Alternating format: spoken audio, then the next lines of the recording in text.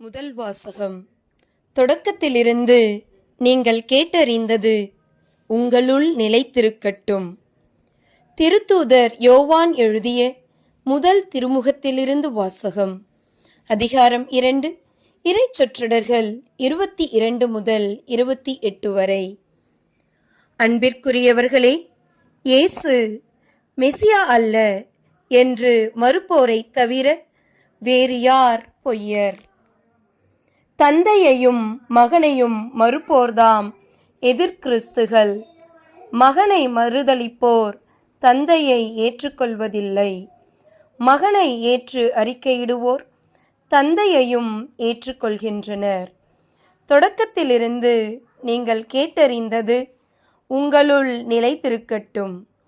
தொடக்கத்திலிருந்து நீங்கள் கேட்டறிந்தது உங்களுள் நிலைத்திருந்தால் நீங்கள் மகனுடனும் தந்தையுடனும் இணைந்திருப்பீர்கள். அவரே நமக்கு வாக்குறுதி அளித்துள்ளார். அவ்வாக்குறுதி நிலைவாழ்வு பற்றியதாகும். உங்களை ஏமாற்றுகிறவர்களை மனதில் கொண்டு இவற்றை உங்களுக்கு எழுதியுள்ளேன். நீங்கள் அவரிடமிருந்து பெற்றுக்கொண்ட அருள் பொழிவு உங்களுள் நிலைத்திருக்கிறது. அதனால் உங்களுக்கு எவரும் கற்பிக்க வேண்டிய தேவையில்லை. மாறாக நீங்கள் அவரிடமிருந்து பெற்றுக்கொண்ட அருள் பொழிவால் அனைத்தையும் கற்றுக்கொள்கிறீர்கள். அருள் பொழிவு உண்மையானது, பொய்யானது அல்ல.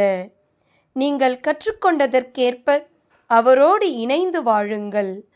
ஆகவே பிள்ளைகளே, அவர் தோன்றும்போது நாம் உறுதியான நம்பிக்கை கொண்டிருக்கவும் அவருடைய வருகையின் போது வெட்கி விலகாதிருக்கவும் அவரோடு இணைந்து வாழுங்கள்.